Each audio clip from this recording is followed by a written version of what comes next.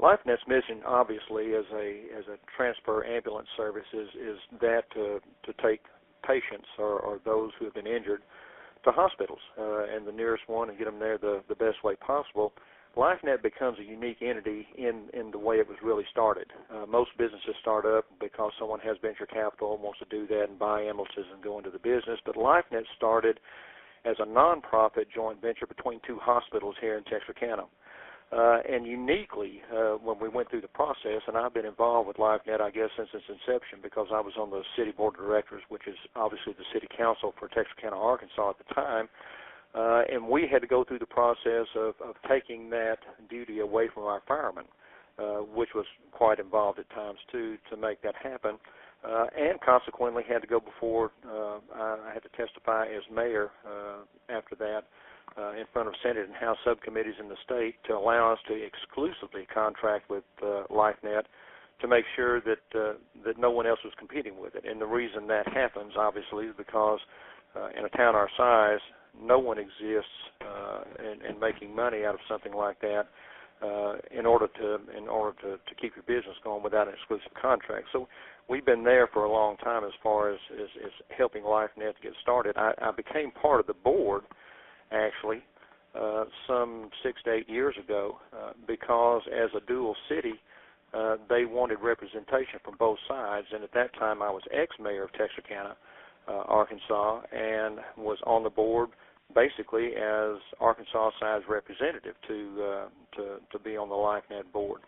So I've been involved with it for quite some time.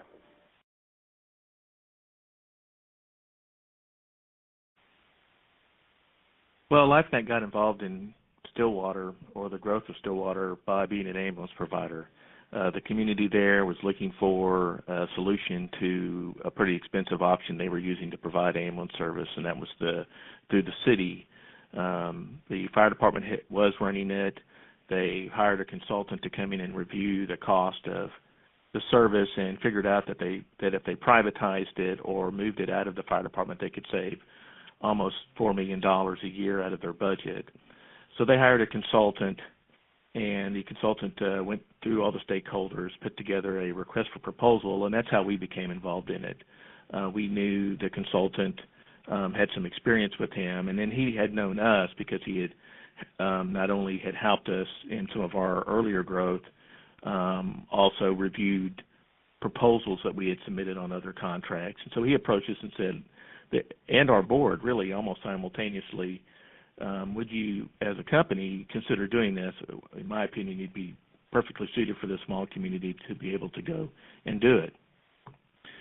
So we, having had some growth experience in Hot Springs and in Hot Springs Village, we kind of informally as a group decided, well, we should look at this. So we put together a business plan, how we thought that might work, and in our current structure, we went to the finance committee and went through the whole process of here's where we think the business plan, and here's what we think the impact will be on the bottom line, and here are the things that we think we're going to need capital-wise. And they reviewed that with staff, and then we went, once we felt like we had a recommendation that we could make to the 9-member board, we did that. And the 9-member board said, well, let's try this. And our whole approach the entire time was, let's put together an RFP that we can live with. Let's not, that may sound strange, but many times ambulance providers or people bidding might put together an RFP or a proposal because they want the business. We didn't really, it's not that we did not want the business, it's just that we wanted to put something together in our proposal that was rock solid. To use our board chair, Danny's comment at the time, we're not just going to throw a spitwad up on the wall and see if it sticks. We're here for the long term. We're not here to take money out of the community. We want to be a community-based ambulance service. And that was the main part of our proposal. And that was probably one of the probably the biggest parts that I think that helped us, not only our quality coming in, but helped us win the proposal, was the fact that we put limits on the amount of money that would leave the community, and we proposed to them that we're going to be a local community service with local representation, either through committee structure or through changes in our board, so that you're part of a bigger a bigger part of LifeNet.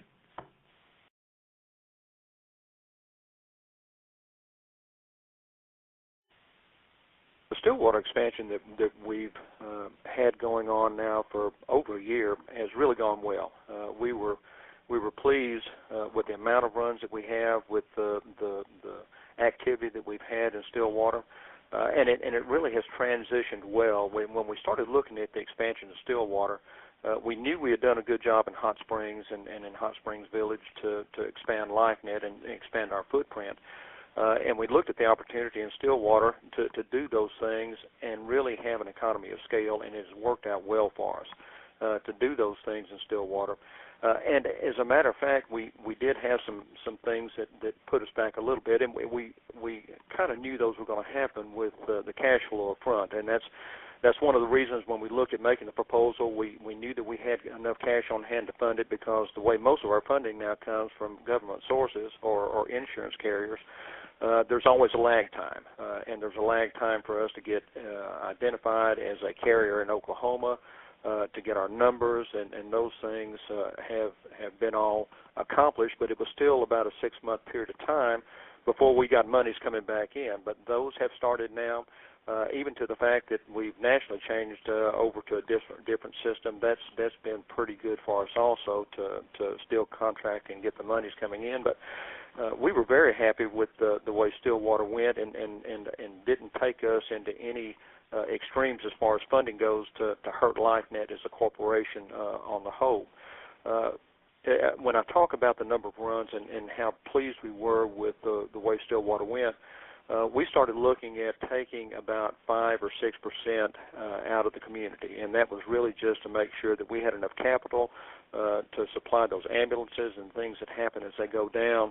And we're very fortunate as a nonprofit to be able to use those depreciation schedules as a tool to replace equipment rather than to worry about income taxes. But we were looking at the 5%, and it looks like now that we're looking at almost a 10 to 15% investment coming out of that.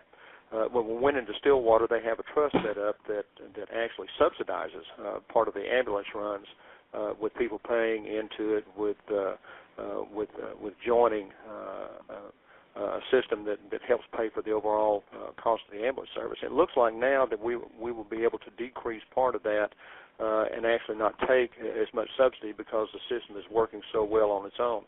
Overall, we've been so pleased with it that's one of the reasons we think that we can maybe continue to look at expansions in other places.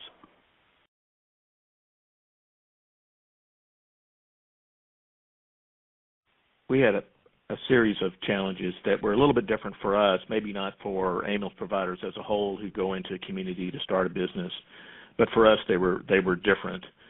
When we went into Hot Springs, when we grew into Hot Springs, and when we purchased and grew into Hot Springs Village, there was existing infrastructure. And what I mean by that is there were employees there and vehicles and equipment.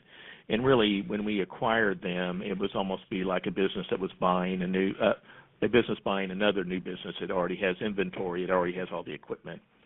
This was different for us in Stillwater. Stillwater, we had no, although the city was going to give us vehicles and some equipment, everything else we had to start from zero.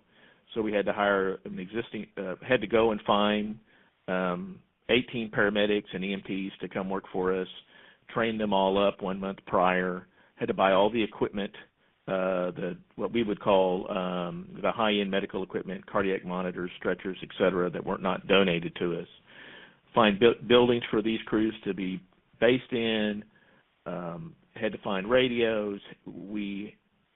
As we were negotiating the contract, we finally determined that we wanted to dispatch, do the communications piece from Texarkana. So we had to put in enough infrastructure in order for our units in Stillwater to talk to our dispatch center in Texarkana, as well as receive text and data transmissions. So that was different for us, having to put all that together. We did have lead time, about 7 months lead time to get it all done, but literally we were putting it all together at the last minute. And, of course, all this affected probably a bigger issue, which was the cash flow issue, because we did not have the units would not be donated to us until almost the very last day. We could not get a license from the state of Oklahoma to operate, and in order to get Medicare reimbursement, you have to have a state license as an ambulance provider to operate. So that put us where once we finally had all those parts and could submit it to Medicare, it took 180 days for them to process our application so that we would then begin starting to get payment. That probably was the biggest headache. We were lucky enough that we did draw a little bit on a line of credit, but in the end, not as much as we thought, and have almost virtually paid it back now that the cash flow is getting better. So those were probably, from an operational perspective, those were our biggest challenges. The staff, the equipment, literally going from zero. Although there's a lot of people who have businesses that grow that way, that was a little bit new for us. And then just the financial aspect of it, of having that delay, the unanticipated delay because of the licensing requirement, and then the carryover into Medicare.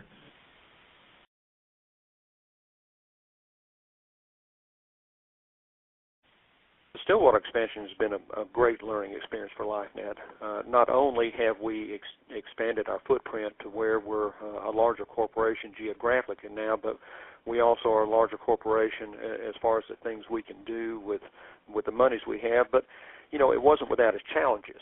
We learned a lot especially from the board standpoint, and maybe from the CEO standpoint, about how our communications have to change in the future if we continue to expand. We were used to doing things kind of close to the vest, and as we get bigger, we're not going to be able to do that. We've got to have a system set up to where the communications between those people that are in the hinterland, so to speak, away from us, have direct access to information and the expertise that we have here to help them. One of the things that we had to deal with was our medical advisor. And we just went through that system where the medical advisor was a little frustrated because some things weren't happening to suit his particular schedule the way he thought it was. We thought we were handling it in a proper process. But because the communication wasn't getting back to Texarkana, then we had to deal with some problems rather than being able to deal with those problems as they arose and fix them. So it's been a great learning experience for us. Nothing goes without some kind of glitches, but we were so fortunate that we were able to use those as learning experiences and have it happen to us in a situation where it wasn't that critical. We were able to deal with it and take care of it and still have that kind of as a foreshadow of where we need to be if we're going to grow and expand. And I think our uniqueness as a nonprofit opens a lot of doors for us to grow and expand just because of the way we do business and are capable of doing business. We've been very blessed to have that as an ongoing expansion for LifeNet and look to continue to do that.